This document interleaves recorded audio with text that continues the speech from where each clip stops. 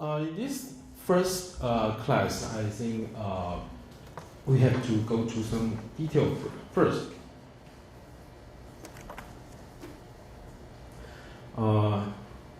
Let's go to this detail later. You all know that the title of this course is Post-War Taiwan Fiction. Okay. So you have to know a little about what is the post-war, the concept of post-war. Of course, post-war means the end of the Second World War, right? But actually, there's another war which is also very important for Taiwan's history. That is the war, the first Sino-Japanese war, 甲午战争 in Chinese. Okay, why is it so important? Because we know that this war happened in 1895, and this war, the origin of this war was Japan's attempt to control Korea. I think many of you might know that. And after this war, Taiwan was ceded to Japan perpetually. So it is not until 1946 that Taiwan was given back to the national government or the KMT government. Okay. So after this war, there are many consequences for Taiwan. I mean, the first Sino-Japanese war, and this is the photo. This is the picture drawn by a Japanese painter. Okay.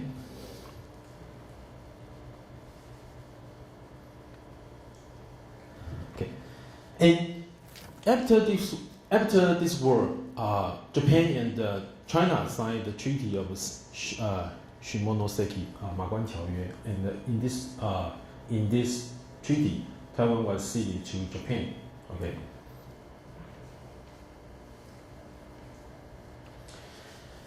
After the treaty was signed in about 1895, Japan sent its troops, about 7,000 people, to land Taiwan.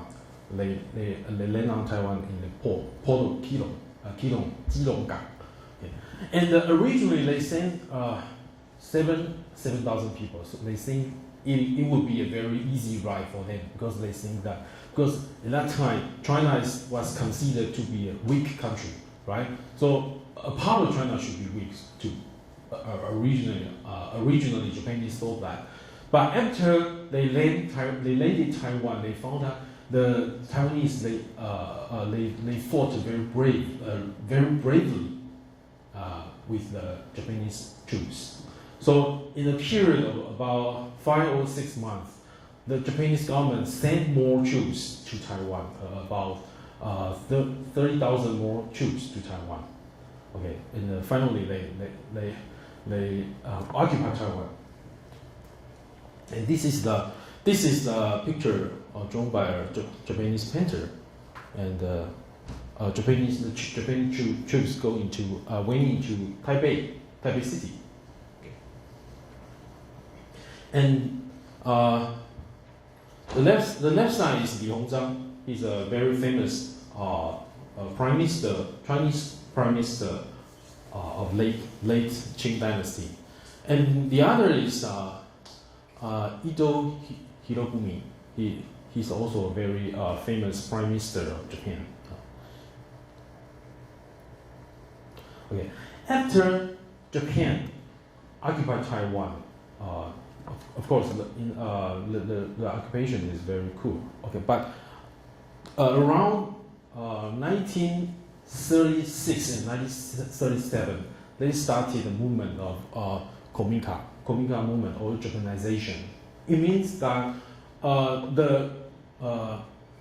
Taiwan has to be ruled in the way Japanese are ruled. So basically, you cannot live like a Chinese. You have to learn Japanese, and you have to have Japanese names, and this has a very important effect on the later development of Taiwanese literature, because all the writers they learn write in Japanese.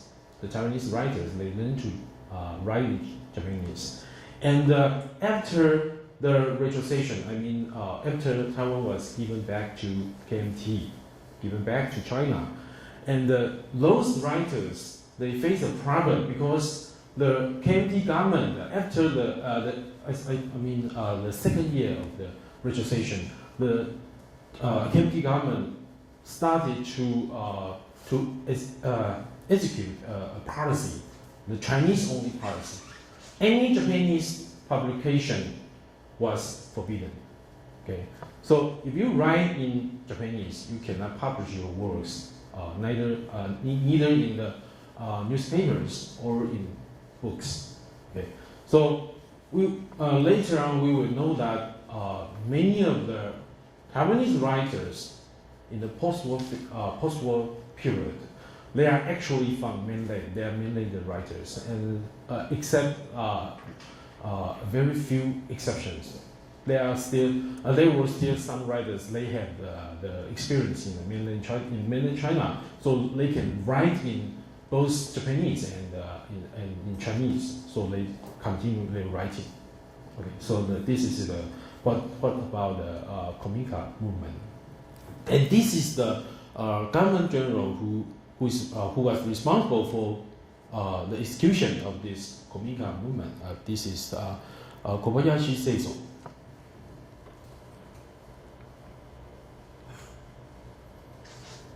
And another aspect of this Kominka movement is that many of the Taiwanese were drafted into Japanese Jews. For example, in this picture we see that Takasago Volunteer Corps, in Chinese, 高沙义勇军.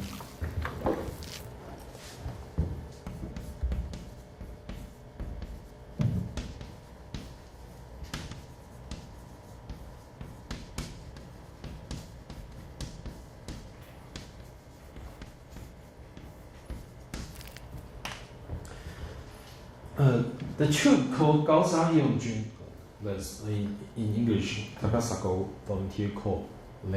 They are drafted from Aboriginal communities. So they are basically Taiwanese, but they are not. They are Aboriginal communities. Okay.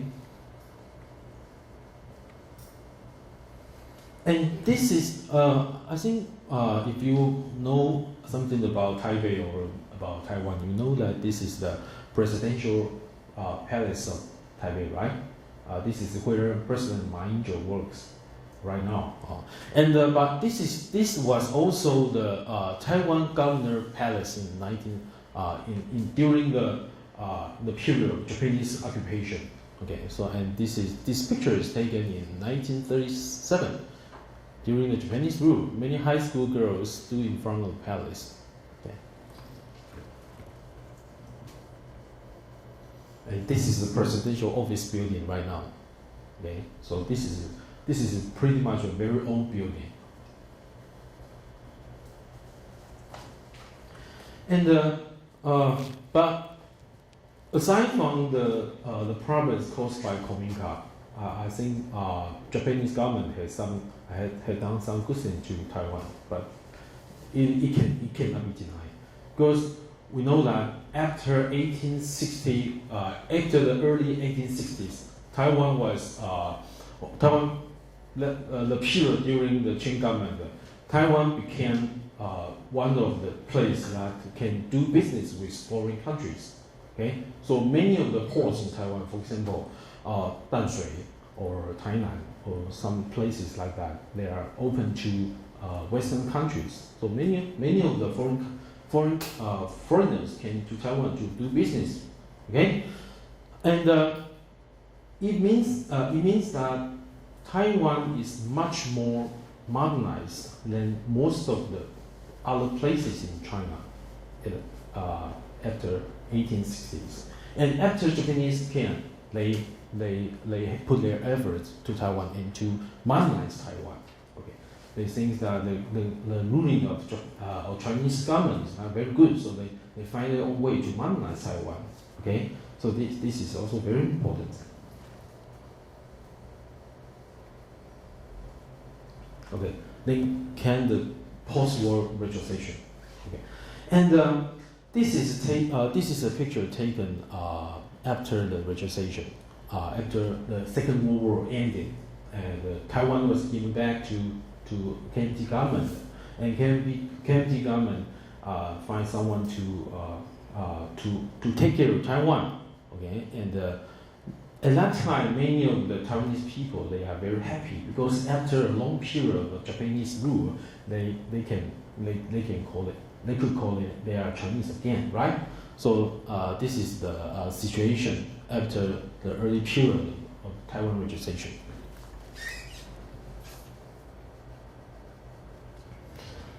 I think the title of this section is a bittersweet embrace by ROC, because this is a registration that many Taiwanese people, they wanted so badly, right?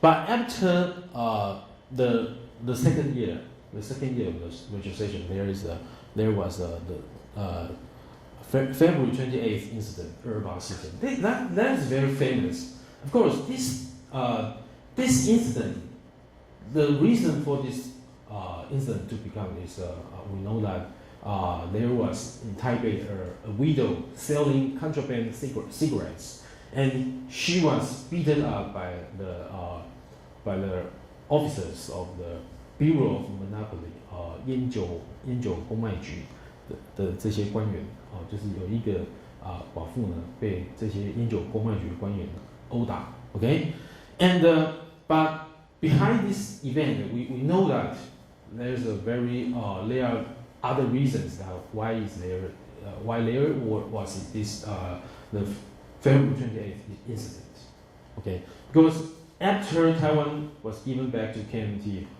the KMT controlled all of the political and the economic resources of Taiwan, and the people of Taiwan became very dissatisfied. They became discontented about their lives. So there are many people they use this occasion to fight against the KMT government. Okay.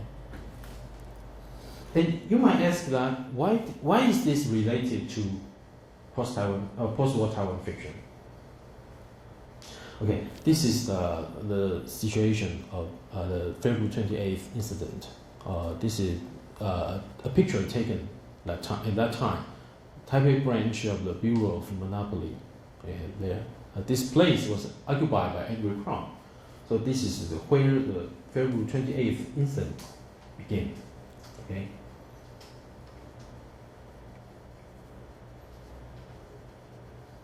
And we can see this car is destroyed by the Angry Crown.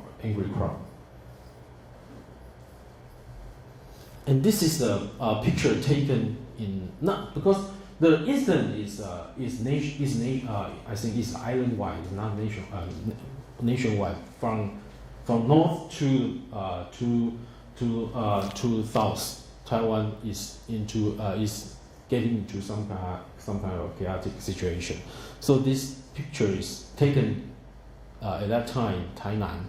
A machine gun was installed on a fire engine by Chinese Nationalist Army, and this is taken by Dr. Olsen of the United Nations, and he observed this event in Tainan.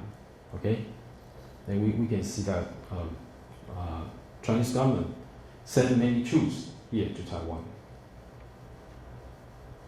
Okay, and after the operation by the Chinese National Army in the February 28th incident, Bai Chongxi, the Minister of Defense of Chinese Nationalist government, went to Taiwan for a visit, and this figure in this picture, Bai Chongxi, is he's important for some reason because his son is Bai Xianyong. Maybe some of you have heard the name of this very famous Taiwanese writer, Bai Xianyong. Okay, and we will talk about Bai Xianyong later. But at this point, we know that after the incident, the KMT government tried to resolve this problem, so they sent Bai Chongxi to Taiwan to talk to the Taiwanese people. Okay. So this is the connection between the February 28th incident and the post-war Taiwan fiction. Okay, and this is Chen Yingzhen. He is very he's one of my favorite novelists of Taiwan, and he is very famous. He now, although he was now living in Beijing, but I think he's very famous in Taiwan. He has this short story, The Country Village Teacher, 乡村的教师. What is this story about? I think this is a very important story. This story shows the rule by Chinese on Taiwan and the KMT rule by the KMT rule in Taiwan. Both has some kind of negative effect on Taiwanese people. For example, in this short story, we see the protagonist, the main character of this short story. He was drafted by the Japanese government to go to South Asia to fight with the Japanese troops. And when he came back to Taiwan, he found that there's a February 28th incident. So originally he is very happy because he's an intellect. Actually, he's an intellectual, and after he came back to Taiwan, he became a teacher of this village. And originally, he's very happy. Okay, he's very happy about this retrospection. But after the February 28th incident, and after the nationalist government's relocation to Taiwan in 1949, he became disappointed with China, with the government. So this story is mainly about the corruption of this country village teacher. Okay,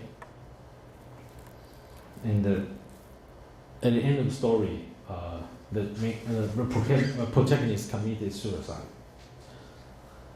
So this is what is most of the short stories of Chen Yingzhen was about. Because many of the characters in his short story they die eventually. so when you try to read the stories by Chen Yingzhen, don't choose the time when you are very disappointed or you are very sad. You try to be happy and you read the story. And this is another story. I think is related to the February 28th or 228 incident with running mother. Why the mother was running? Because this is a story about in the beginning of the short story. There are two protagonists. One is a psychologist, and the other the main character. And the main character was trying to explain the details of his dreams to the psychologist. So I think you can say this is a psychological story to some extent. Okay, and in the process of the depiction of his dreams, he kept talking about there is a running mother image in his dreams, and of course, in the process of the story, we know that when his mother, because sometimes his mother running toward him, and sometimes his mother running away from him. So the psychologist tried to explain why is this so? So we know that in the main character's childhood, his father disappeared due to the 228 incident, and this changed the relationship between the main character and his mother, because he was worried about that his mother would someday disappear like his father. So his childhood became very unstable. Okay, so this is not only about the mother-son relationship. Okay, this is also about the effect of war on all those Taiwanese people. Okay, and Guo Songfen we will come back to him later, because he is also a very important post-war Taiwanese novelist. And okay, we will go back to the Northern Expedition, 北伐, because we know that after 1949, the nationalist government relocated to Taiwan, right? I think this is the most basic knowledge about Taiwan, and we have to know that the beginning of this journey, right? Because after the Northern Expedition, the 北伐, KMT government started to fight against the communist CPC, Chinese Communist Party. Okay, and this is a part of very important part of our history.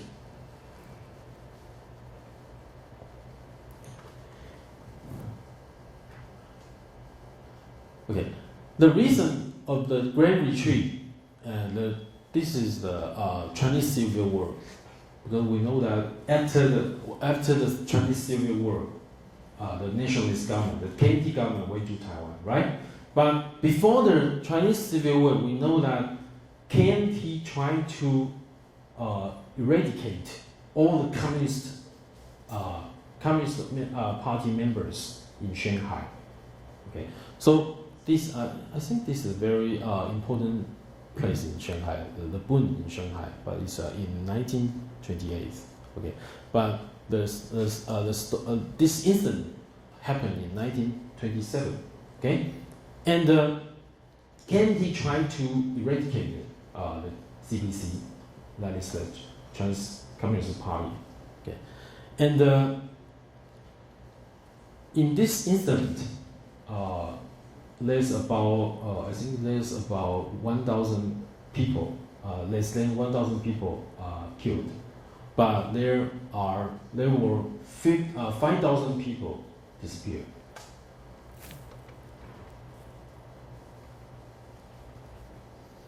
Okay, and those people, the communists, are being rounded up in the end of the purges. This is one of the earliest leaders of CPC, Chen Du-xiu. He's a very famous intellectual in 20th century Chinese history. Yeah, and he was also a teacher in Beijing University, Beida. This is President Chiang Kai-shek in 1926. And this is the one who opposed KMT to the KMT's eradication of the Communist Party. Tsai Ing-pei, he's a principal of Beida, president of Beida. And we saw Bai Chongqi. This is Bai Xinrong's father. He's a main character in this incident. He's in charge of the execution of these actions. And this is one of the leaders who was killed by KMT during this incident. Okay. And after this incident, we know that the Communist Party, Chinese Communist Party, was established in Shanghai. And after this incident, we call it the April 12th incident, or April 12th Shanghai massacre. After this incident, or after the massacre, they tried to move away from Shanghai. They went to the provinces such as Jiangxi and Hunan. Okay, but KMT sent troops to those provinces, and they tried to eradicate the CPC again. So after early 1930s, CPC found it very difficult to exist in the southern part of China. So they tried to move away from southern China They went to, we can see from this route, they went to southwest China first, and they moved northbound to Shanxi province. Okay, so they established their base in Shanxi province. So this is the so-called long march, 25,000里长征. Okay, and what is this? Why is this incident related to Taiwan fiction? This is the monument established by CBC. Okay, because in the 1970s, Liu Daren, a very famous Taiwanese novelist, wrote this story, Azalea's Wet Blood. Okay, and this story is written. The setting of this story is just the long march of CBC. And because Liu Daren and the other writer we talked about earlier, Guo Songfen, they went to mainland China to visit one of the Communist Party leader Zhou Enlai, or one of the government leader Zhou Enlai, and during that time, Liu Daren was in America. He went to America to get his PhD degree, and after the Protect Diaoyutai movement, he gave up his PhD degree, and he had some kind of left-wing thought.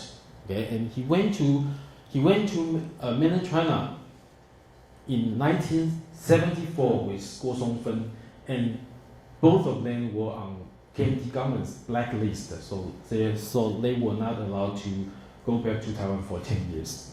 Okay, and Azalea's Wet Blood is about the story of the Long March. So if you are interested in the history of CPC, so you can try to read this. Okay, and this is also one of the assigned reading of this semester.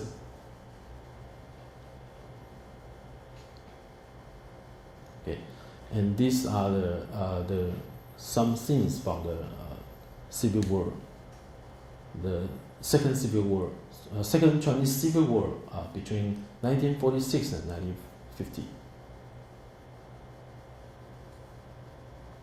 And after the Civil War, we know that about before 1949, Taiwan only had a population of about 6 million people, and after the relocation of the people from after the relocation of the KMT government, the KMT government brought 2 million people to Taiwan with them.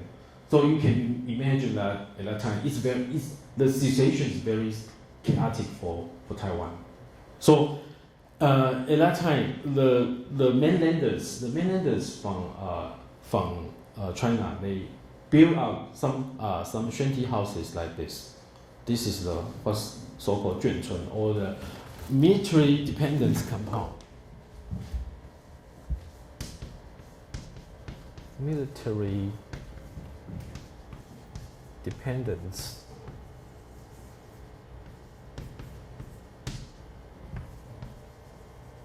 compound.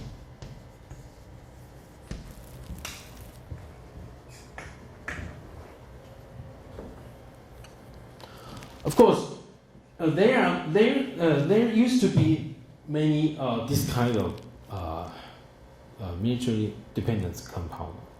Actually, this 眷村 is near NTU. So this is a military dependence compound called 保障连. Okay, so there at that time, after 1949, they built up this kind of residence for themselves. So you can see the situation. And after 1949, the stories of the story about the 1949, there one of the most important writing of this kind of this part of history is Taipei people, Taipei. I think many of you might heard of it. But just from the title might be a little bit misleading, because this is not really about Taipei people. This is about mainlanders. Because, of course, they after 1949, they went from China to Taiwan, so they became Taipei people. That's true. But actually, those people were from Shanghai, or from Nanking, or from Guilin, or from Guangdong, and they are all kinds of people. For example, generals, or soldiers, or taxi dancers in Shanghai, and they went to Taipei, and Taipei became their second home. But the other important thing about this is a short story collection, not a novel, because it contains 12. I think it contains 12 stories about the mainlanders coming to Taiwan after 1949, and of course they had their glorious days in mainland China, and after they went to Taiwan, their days are bitter. Okay. And another story is a very famous story is about the civil war between KMT and CPC. This is the Dragon Inn, Long Tian Lou. Long Tian Lou is the story. The setting of the story is in Taichung, and the soldiers or high-ranking officers from mainland China, they relocate themselves to Taichung, and they get together in Taichung and to tell their own stories. Their stories, the stories about how they escaped from mainland China. Okay. But it's like, I think it's pretty much like the Taipei people, the short story collection, because in mainland China they are high-ranking officers, and after they went to Taiwan, they can only do some odd jobs. So I think this is also a very famous short story.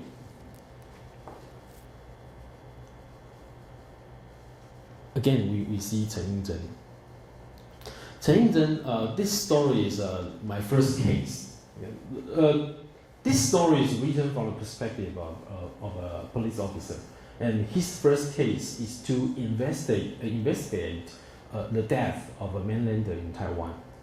And this mainlander has a very good family, and he has a very beautiful wife, and he has a very cute girl, and he even had a very good job and a mistress. But the police officer who is in charge of the investigation, he couldn't figure out why this man committed suicide. Okay, and in the process of this story, we know that maybe this is about this, because this mainlander, he came to Taiwan. His life is very successful, but he just couldn't be happy. He kept thinking about his past in the mainland. So finally, he committed suicide. Okay, another death. We know that in Country Village Teacher, the main character died, and in this short story, my first case, one of the main characters also died. Okay, so many of the this is one of the features of Chen Yingzhen's short stories. Okay.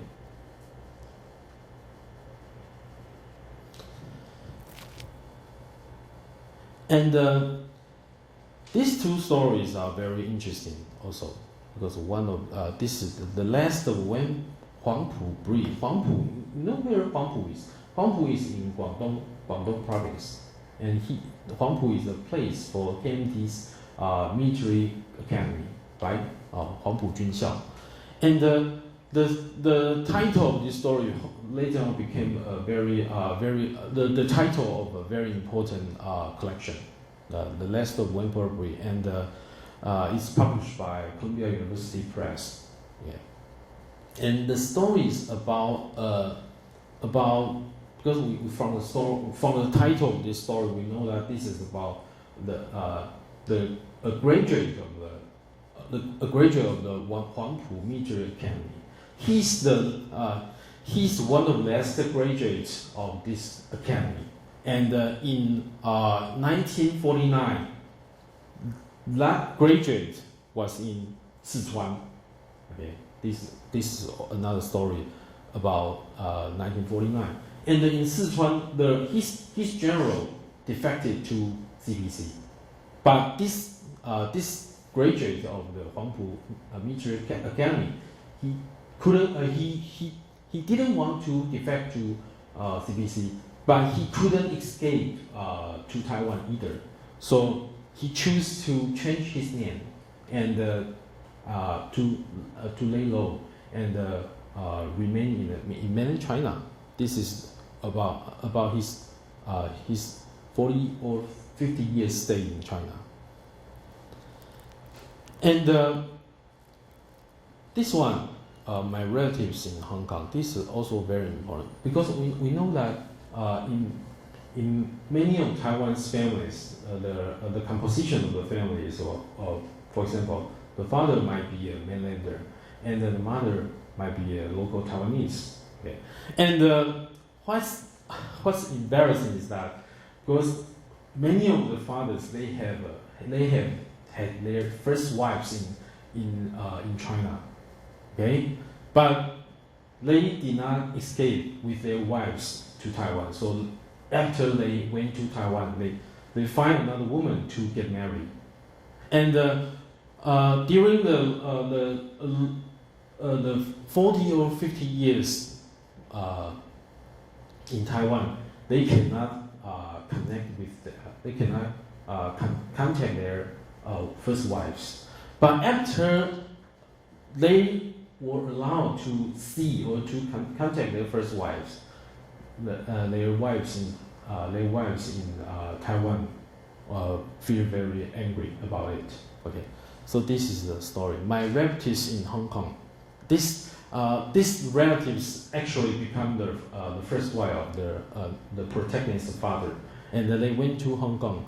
They were planning to went to Hong Kong to meet the first wife of the father, but the protagonist's mother became very angry because he did not his father to meet his first wife, and he said that if he wanted to go to Hong Kong, he wanted a divorce. But of course, this is a family affair. But actually, it also reflects the historical reality of post-1949 period. And this is also another very, I think it's a very sad story. The Alien Rain by Bo Yang. Bo Yang is he used the pen name Deng Kebao to write this story, because we know that after 1949, many of Cantonese troops could not go to Taiwan because we know that only 2 million people had the chance to go to Taiwan, and they could not go to Taiwan. So some of the generals choose to lead their troops to places like Thailand or Laos or other places near China, southern China. Okay, so this story is about because the Alien Rain is about their stay in northern Thailand. Okay, so this story is about about 1,000 soldiers. They stay in this Alien Rain, and of course, finally they had a chance to went back to Taiwan.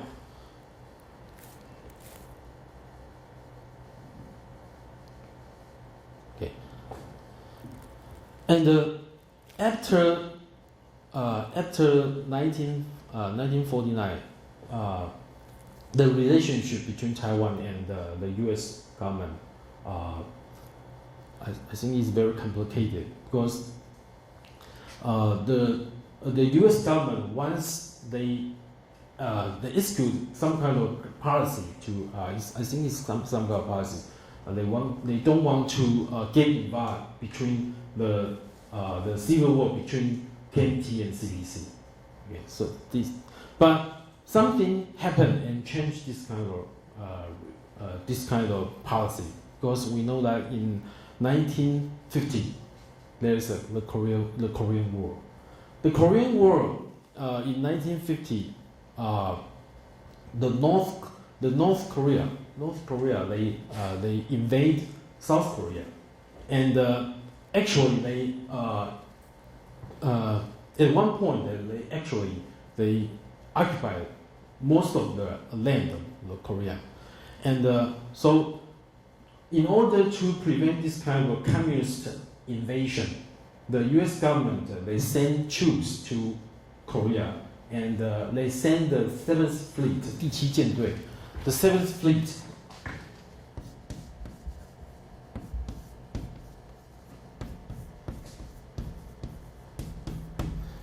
They sent the 7th Fleet to protect the security of Taiwan Strait. Okay. And this changed the relationship between U.S. government and the KMT government.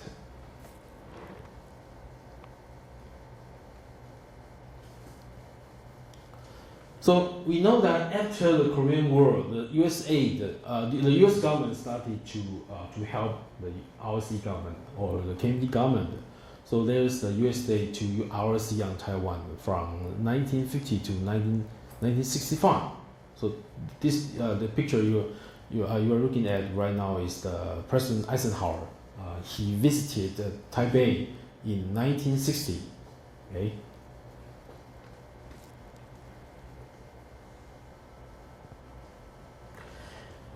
And during the Korean War, mainland China they sent troops to help the North Korean government. But after those troops, they were captured by the U.S. troops. This picture is taken that time at the United Nations prison of war camp at Pusan, Fushan, in Korea. Prisoners are assembled in one of the camp compounds. The camp contains both North Korean and Chinese communist prisoners, and there were 14,000 Chinese communists. Actually, they were not communists. They were just Chinese people, and they were drafted by the CPC to join this Korean War. And after they were captured, they refused to go back to mainland China. They choose to go to Taiwan. So they wanted to go to Taiwan. Okay.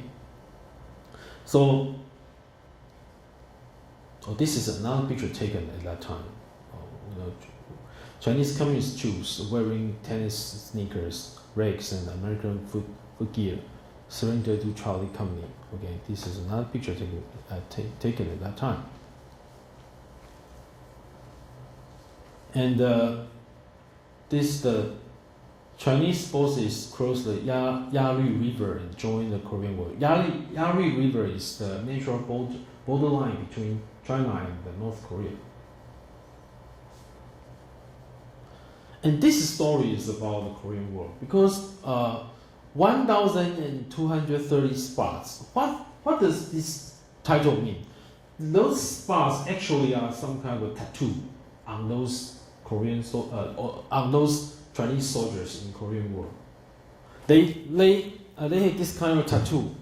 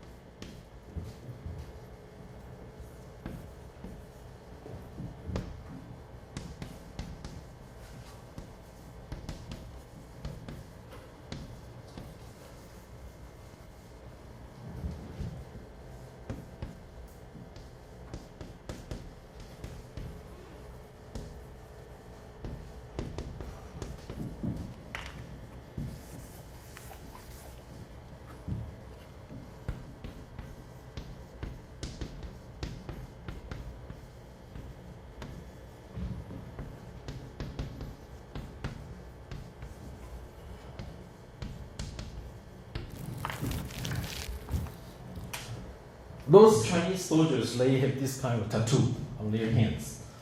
On one arm, 杀猪拔毛. Here, Zhu is the name of one of the leading generals of the CPC, Chu, Zhu De.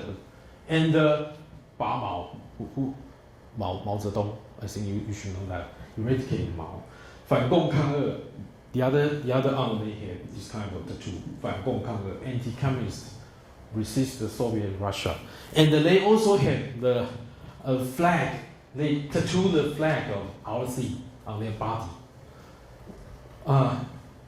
Why did they do this? Because they want to show their determinations not to go back to mainland China. They wanted to go to Taiwan. So one of the veterans in this short story, he has this kind of tattoo on his arm and on his body, and but it's very embarrassing because after he was allowed to go back to mainland China to visit his family, he cannot go back to mainland China with these tattoos, right? So he had to clear all these tattoos on his arms and on his body, right? So all these tattoos on his body are constituted by 1,230 spots.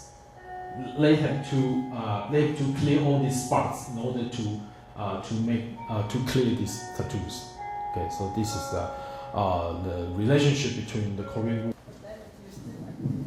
Okay, let's begin our second class. We talk about the Korean War, and there's another word which is beneficial to Taiwan actually, because with these two words, that Taiwan can keep a very strong relationship. Actually, it's a diplomatic relationship, or the USA relationship with the US government, okay, especially during the Vietnam War. Because we know that because Taiwan is very close to Vietnam, right?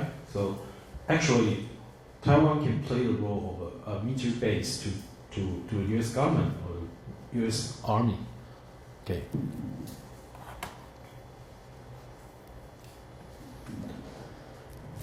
And this short story, The Taste of Apples, we know that apples are some kind of very common foods during these days in Taiwan. But apples used to be some kind of apple, some kind of fruit that is not very often seen in Taiwan because we have to import it to Taiwan, those apples, especially from the US, from America. Okay. And during that period, maybe the period of 1960s or 1970s, few Taiwanese people had the chance to eat apples, especially those people from the lower side of the society. So the taste of apples. Just from the title, we can know that this is very sarcastic story. Because in this short story, we see a man and his family from the southern part of Taiwan, and they came to Taipei to make a living because they thought that Taipei can be a better place for them to make a living. But on the contrary, they did not get along very well in Taipei. Okay, but one day, one of the protagonists, actually the father of this family, was hit by an American car, a car driven by an American criminal, and after the car accident, his life changed. It's quite sarcastic or ironic because actually we don't think that car accidents are good for us, right?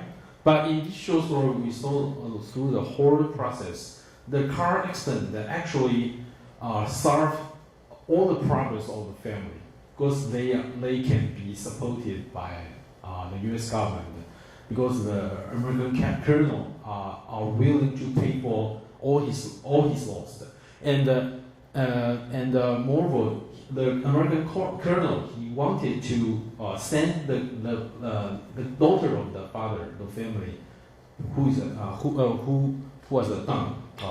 She cannot talk, and she want to send her to America to receive special education, because we know that at that period in Taiwan there is no special education institution. Okay, so the colonel see the girl, the poor little girl, and he wanted to help the family. So he wanted to send the girl to America to receive the education. So the taste of apples. For the first time, the family had the chance to eat apples. The apples brought to them by the American colonel.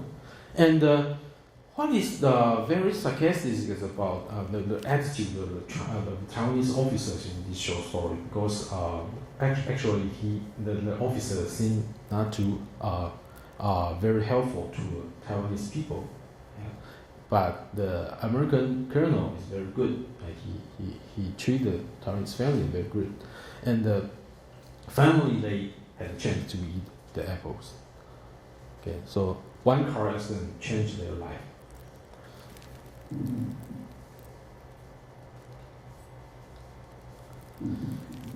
And this is a very famous novel in Taiwan, because this is a novel. We will not read this now, because this is full-length novel. It's impossible to read it in full detail.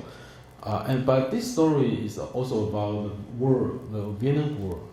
Rose, Rose, I Love You. We know that Rose, Rose, I Love You is a famous song, right? I think many of you can recite that song. Rose, Rose, I Love You, right? I think, or you never heard that song. Maybe you can Google it and you can hear different versions of the song. And Rose, Rose, I Love You is a song learned by many Taiwanese people in this short story, because words came out that a group of American soldiers, they want to American soldiers in the Vietnam War, they want to have a vacation in Taiwan. So there's a group of people in Hualien. They were planning to attract those American soldiers to Hualien, and so they can do them good business to them. Okay. Actually, that is not very good business. That's because some of them are running nightclubs, something like that. So this also shows the relationship between Taiwan and America during the Vietnam War. And Wang Zhenhe is also very important Taiwan novelist in the post-war period. Okay. And in the 1970s, we know that 1970s, actually after the later period of the Vietnam War, things started to change for Taiwan, because the Vietnam War was not welcomed by American people, because they thought that this was not a justified war, right? And many of the American soldiers, they lost their life in Vietnam. I think that maybe 300 each day. Okay, and this is one thing. And the other thing is that the American policy of Taiwan changed with the presidency of Richard Nixon. Richard Nixon, after he became the president, he wanted to change his relationship, the nation's U.S. relationship with mainland China, because we know that there are more than 1 billion people in mainland China. But according to the U.S. policy before, the diplomatic policy before, the U.S. government cannot have official relationship with mainland China or with the government of mainland China. So it actually locked out the people in mainland China from the whole world, right? So Richard Nixon wanted to make a change. Also, something changed in mainland China, because at that time mainland China started to have some kind of conflicts with Soviet Russia. They have some kind of borderline controversies. Okay, so both sides, one side the U.S. government and the other side the CPC government, they wanted to improve their relationships. And also in 1971, because the U.S. government started to cut back their support to Taiwan government. So of course this happened. This also happened in the UN. So Taipei or Taiwan had to retreat from the United Nations. So we lost many of the diplomatic relationships with other foreign countries. And also, these two incidents in early 1970s can reflect in this short story by Chen Ruoxi. Chen Ruoxi is a very important female writer in Taiwan, post-war Taiwan period. This is Nixon's press corps, 尼克森的记者团。Okay, we know that after 1971, Henry Kissinger, you know Henry Kissinger, the former Secretary of State of the U.S. government, he visited mainland China secretly, and after that, because he went to mainland China to arrange the visit of the Richard Nixon to mainland China. So in 1972, Nixon went to China with his press corps. Okay, and this press corps, this is something very important for mainland China. Okay, and for both for Chinese people and for the government, because they want to establish formal relationship with U.S. government. So in this short story, we know that because sometimes the doings of the Chinese government are very ridiculous. Because during this visit of the Nixon's press corps, the Communist Party asked its people to do some ridiculous things. For example, they asked all the people to because they had some kind of drying rack.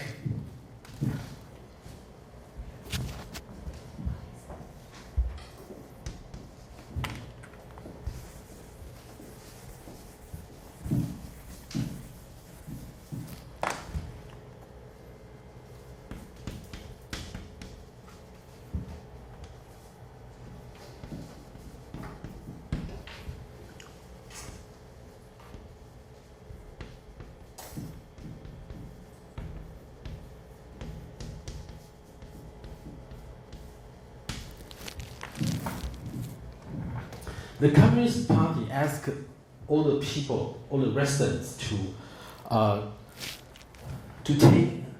take down their drying rack, because the drying rack on the building is not very good looking, right? So during the visit of the Nixon's press corps, the foreigners might thought that China is not a very developed country. So the party asked the people to take out their drying rack.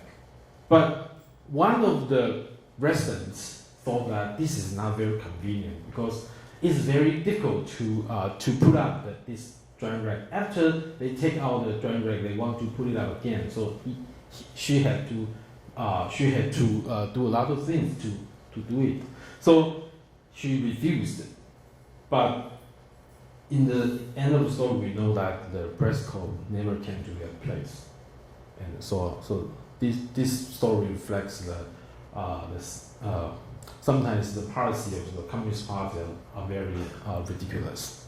Okay, so this is one of the story, and we know that this writer used this international incident to reflect the things in China.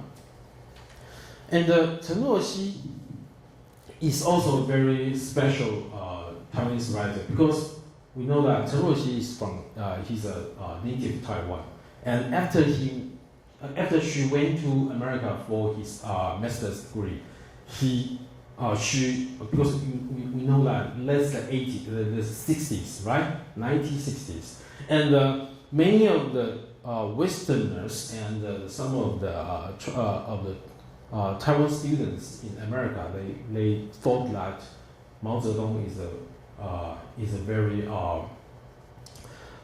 very good statesman, and some of the Westerners even thought him a political idol. So they want to go to China and to be a part of the Great China. Okay, so Chen Ruoxi chose to go to China.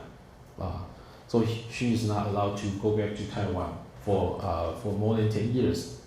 Okay. So she has a chance to see all these things happening in China. Okay, so this is Nixon's visit to PRC. President Nixon meets with China's Communist Party leader Mao Zedong. This is February 29th, 1932, 1 year before I was born. Okay, and this is also another very important incident in the 70s in Taiwan. Actually, the movement is not is not only in Taiwan. It's also in some part of it in Hong Kong and some part of it in the United States. Because in 1969, the U.S. government declared that they would give back to Japan some islands.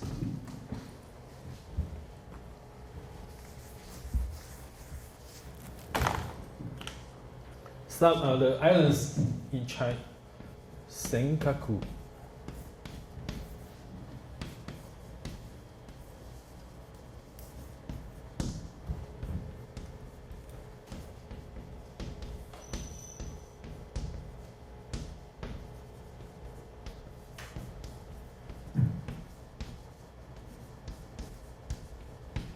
间隔诸岛 that is the 钓鱼台 Islands.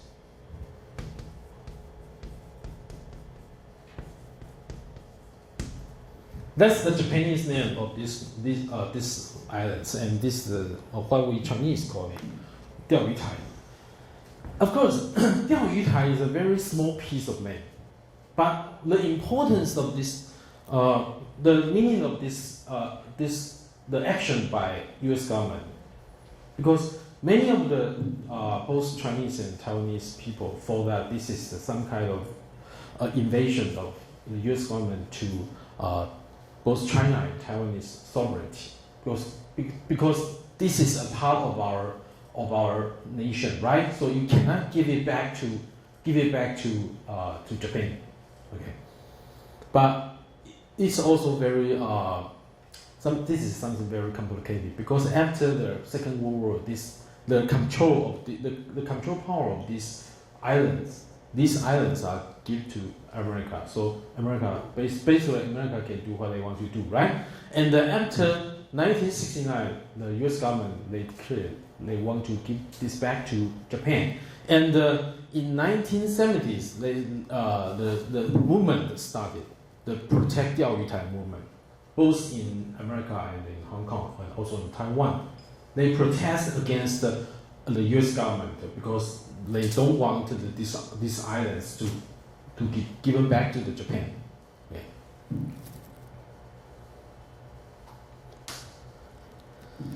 And there is this short story by Zhang Xiguo. This novelist Zhang Xiguo and the novelist that we talked about earlier, the novelist Guo Songfen and the other Liu Daren, they are all the members of this Protect 钓鱼台 movement, right? And they are very important figures. And in this short story, Red Boy, okay, in this short story we see a member of that 钓鱼台 movement. And in this short story we also see some kind of dilemma the Taiwanese people in the U.S. are facing. Because after the movement started, they know that you have to be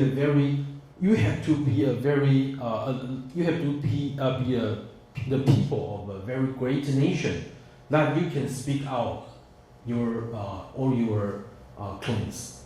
If you want to claim 钓鱼台, and you have to be strong enough, and you can stop the American government to do it, right? But many of the students many of the Taiwanese students in America knew that Taiwan is only a very small country. So some of them decided to support the mainland China or the Communist Party. Then they have some kind of change in their thought. Okay, and this title is also very interesting, because red boy, 红孩儿 in Chinese, in the Chinese mythological system, this figure is he's a troublemaker. He's a troublemaker in the family. So this title is also very interesting. It means that the member of this member of the Protect 钓鱼台, the protagonist, is a troublemaker of this family. So in this short story, made up with all the latest, because we in this short story we read all the latest his family wrote to him, and we know that his family wanted to persuade him that you can't involve in this movement. Okay, so this is the story, Red Boy. This is also another story, Death in the Convent. Like my first case, this is also a story about suicide. One Taiwanese in America committed suicide, and a reporter also from Taiwan, he started an investigation of his death. And in the process of the investigation, he knew that this reporter knew that, because he interviewed the guy who suicide, interviewed his ex-wife and his other friends, and in the process he knew that, because after the Protect 钓鱼台 movement, because we know that such as Liu Daren and Guo Songfen, they are not allowed to go back to Taiwan. And one of the protagonists, the guy who committed suicide in this short story, he cannot go back to Taiwan, so he had to live his life in America, and he's not doing very well in America. So at last he committed suicide. So this is about the real situation of the Protect 钓鱼台 movement members in the U.S. And Ping Lu is also she's very important. She's a very important post-war Taiwan novelist.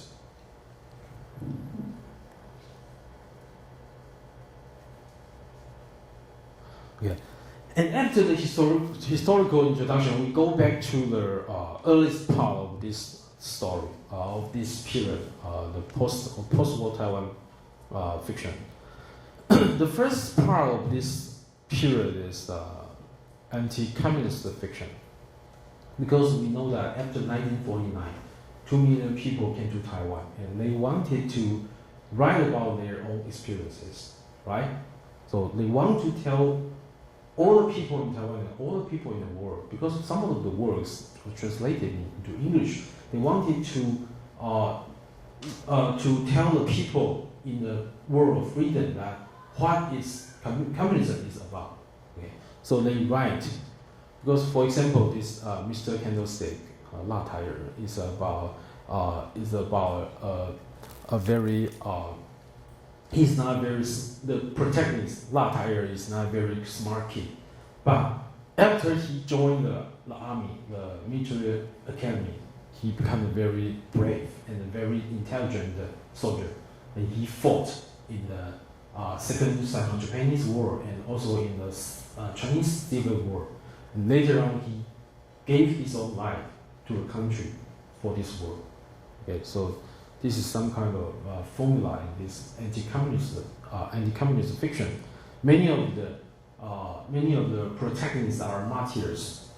They gave their own life for fighting against the communism. Okay, so there's also a story collection written by Peng Ge.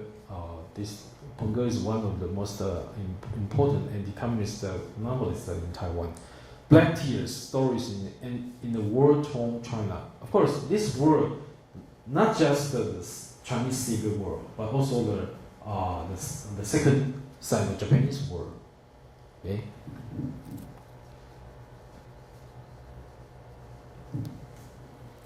And this is another very important. Of course, when this novel was first published, people not giving it too much attention. But later on, when after the novelist died, we had a chance to get to know this novel more. And the Whirlwind by Jiang Gui. This story is this is a full-length novel, and we are not able to read it this semester, but it's worthwhile to be introduced. The Whirlwind, from the name we know that what is Whirlwind. After the Whirlwind went through an area, it destroyed everything, right? So this Whirlwind represents the communism for the author Jiang Gui. Okay, so after communism went through China, it destroyed everything. So this is the symbolic meaning of this novel. And Jiang Gui is a native of Shandong province in northern part of China, in northern China. So this novel is set in Shandong province. It describes the development of a little town, and the protagonist, the main protagonist, the protagonists of this novel are member of communist parties at first, but later on they know that what the communists did are just too terrible. So later on they become anti-communist. Okay.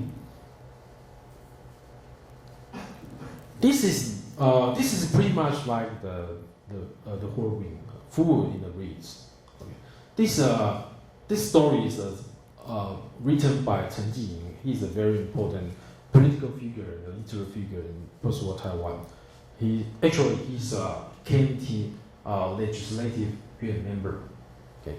And in this short story, and of course, why this story is so famous? Because this story is translated by Zhang Ailing. You know Zhang Ailing?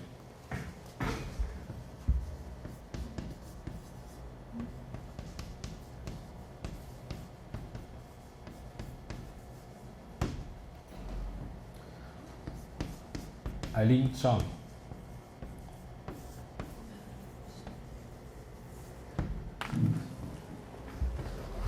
Zhang Ailing. We know that Zhang Ailing has a very good command of English. She can write both in both Chinese and English, right? And after 1949, she translated this novel. Okay.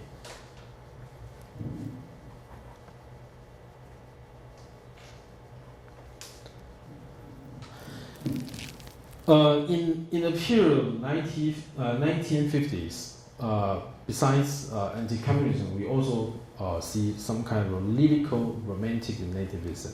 Okay, some of the mainlanders in Taiwan, they want to write about their own hometown or their native places. For example, Sima Zhongyuan. Sima Zhongyuan is also a very important figure in Taiwan. Told well, this is a story about a well after you drink the water in this well, you can hear your units, and two villages try to struggle over the control of this well, and that's the main basic line of this story. Of course, why Sima Zhongyuan want to write this short story? Besides, he want to tell people what his hometown is about, and besides, he want to tell people the problems of humanity. Okay, this is one of the story we are going to read in this semester. And this one is pretty much like the told well, the wolf. First, this is written by Zhu Xinning. Zhu Xinning is one of he's a army writer in Taiwan.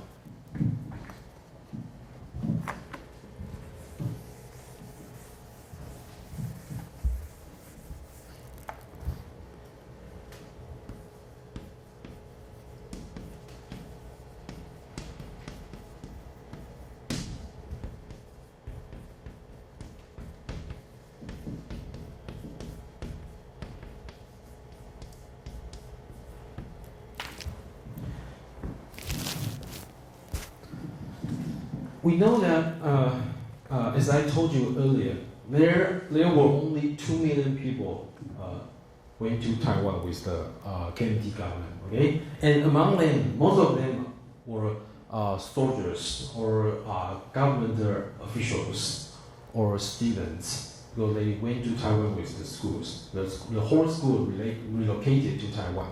And Zhu Xinning is one of the soldiers among the 2 million people.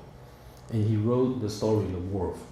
And this is one of the stories we want to read this semester. Of course, from the title, we know that this story is about the wolf, a wolf in this short story.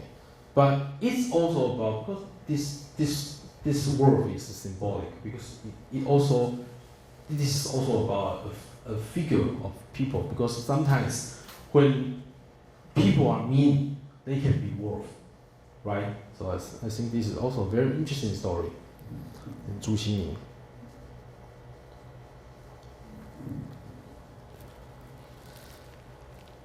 And the third story we introduce here is Goldcup's Pretty Skirt by Lin Haiying. Lin Haiying is also a very important figure, because as I told you, the Kuomintang movement, right? After the Kuomintang movement, many of the writers cannot write in Chinese. They only can write in Japanese. So their literary career has to be stopped, right? But Lin Haiying wasn't one of them, because Lin Haiying, she was Taiwanese, or she was of Hakka origin, but actually she was born in Osaka in Japan, and later on her father take the whole family to Beijing to live, and so she can write in good Chinese, both in Chinese and Japanese. Maybe I think she can write in Japanese. And Gold Cup's Pretty Skirt. This story is about a character who was a concubine.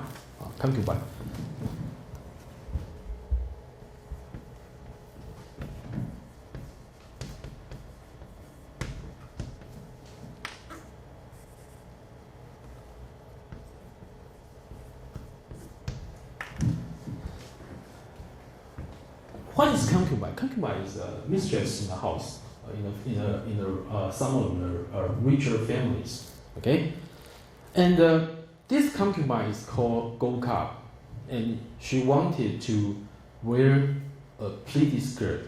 And both these two things are symbolic, because we know that this concubine, she has no formal name, because all the family members call him Gold Cup. This is not an official name. This is only a nickname. She don't have her own name, and she wanted to wear the pretty skirt. Why? Because after the Gold Cup, have a children, have a child of her own. The child grew up, and the family want to arrange the marriage of this child, and the Gold Cup want to wear the pretty skirt in the wedding of his own child, but the first wife of his husband cannot allow it, wouldn't allow it. So pretty skirt is also symbolic because it means some kind of social status in the family. Okay, so this story is not only about the old China, it's also about the problem of women. Because this Gold Cup, she's a symbol of many of the repressed women in the Republican period of China. Okay.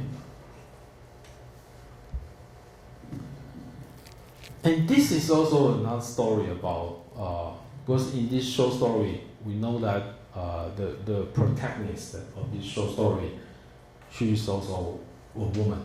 And Homeward Bound, the story happened on the way back home, and this woman rode a taxi with her husband, and during the chat between the taxi driver and another passenger, she thought about a lot of things about her past, about her life, and with this short story, the writer shows that the women in the Republican era should be different from the older woman.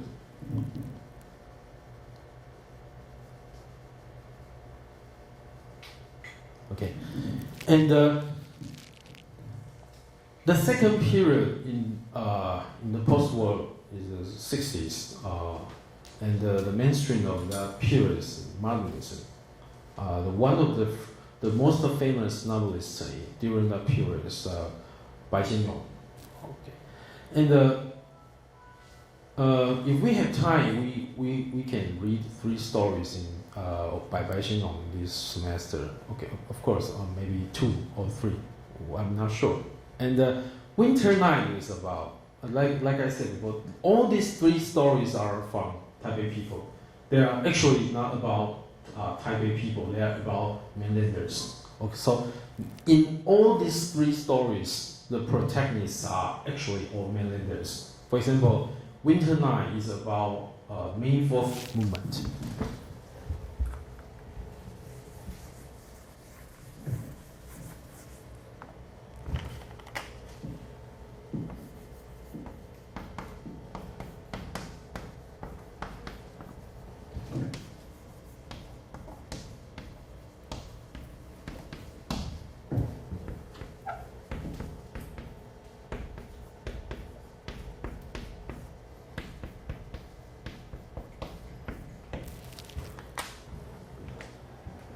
We know that May 4th movement was an anti-Japanese movement initiated by many of the students in Beijing. For example, Beijing Daxue, Beijing University. And the protagonist in Winter Night is a leading figure in this movement. So he has some kind of heroic features in his past days. But after he came to Taiwan, he can only make a living by teaching, and he has a very sorrowful life. So we can see that he was different from his past days. And the second story is about a taxi dancer in Shanghai. Taxi dancer, you know what is taxi dancer? Taxi dancer.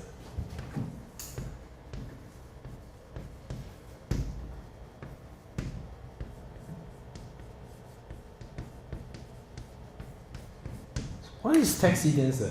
Taxi dancer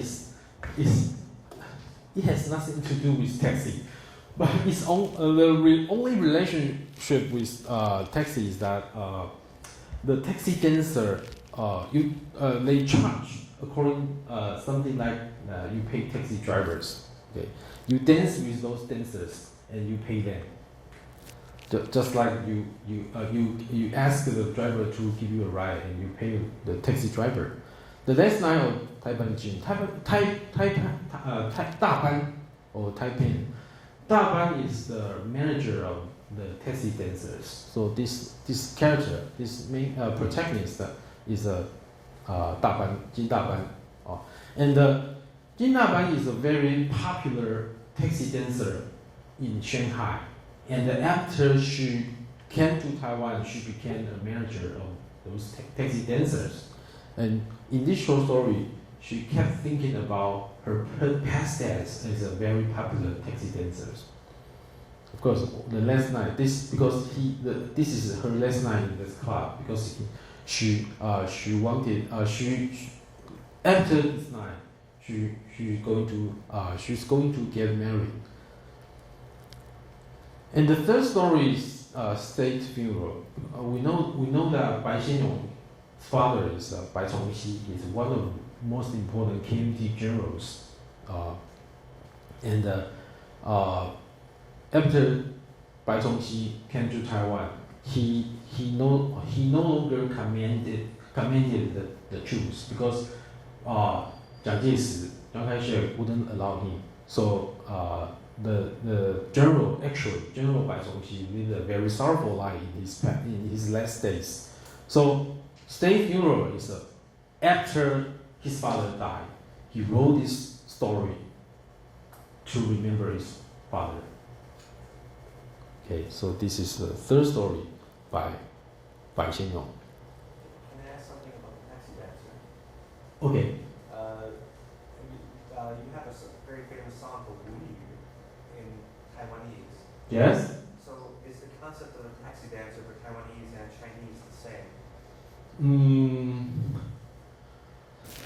I think maybe taxi dance.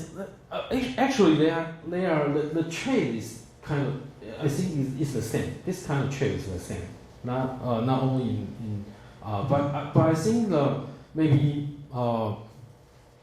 because this taxi dancers usually they don't. I'm not sure I can say that. But they usually don't sleep with their customers. But in Taiwan, when we read these two words, Wu Yu or taxi dancer, we have a concession that they usually sleep with their customers. So it's slightly different. Okay, so where did you learn the song Wu Yu? It's very famous. Oh, it's very famous. Okay, yeah, right. Of course, taxi dancers.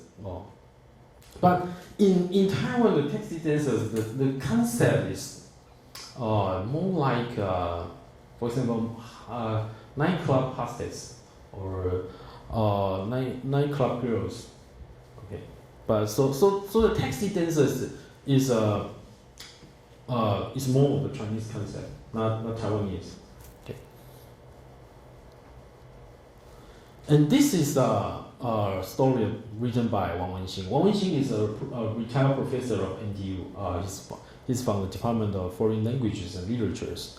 The flow is about this story is about first of a teenager.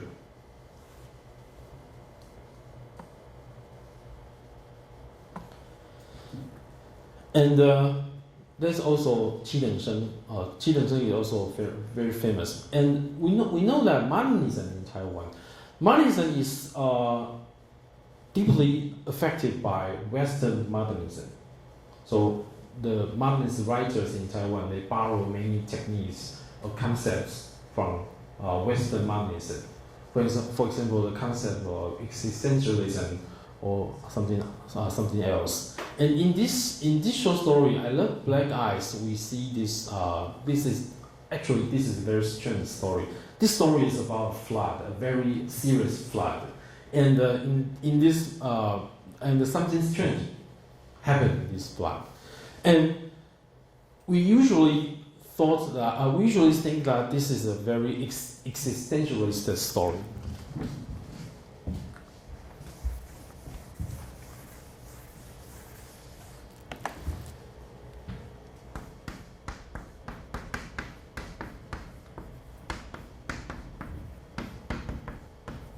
Existentialism 存在主义。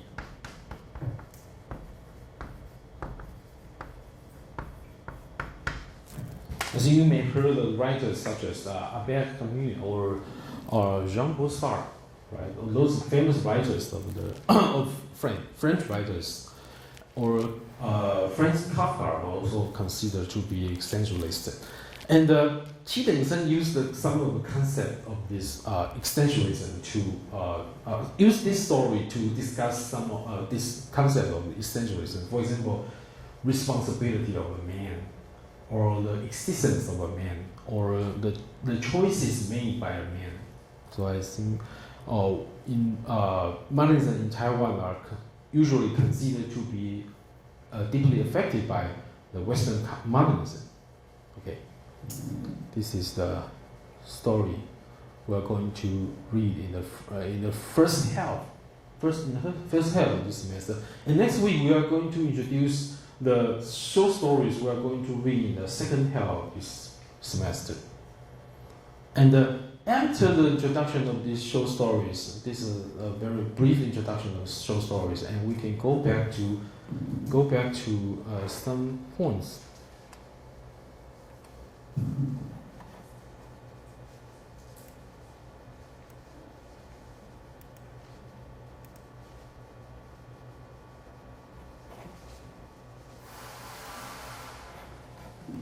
Okay. We know fictions are stories. Of course, they are stories. Fictions include novels, short stories, novellas. They are short stories. And the short stories, they are all fiction. But I think they are not just stories, because I think after reading the fiction, the works of fiction, I think you have to find problems in the stories, right? And I think the short stories are the most important point of these stories are they can propose problems to you. And fiction is, according to myself, these fiction is a kind of philosophy of Weltanschauung. Weltanschauung is a German word, is a 世界观, an insight about the world, right? So after reading a short story or fiction, a work of fiction, you try to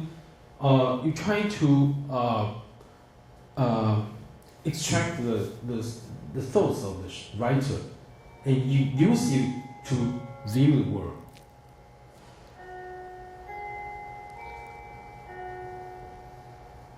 Maybe we can take a break first, okay?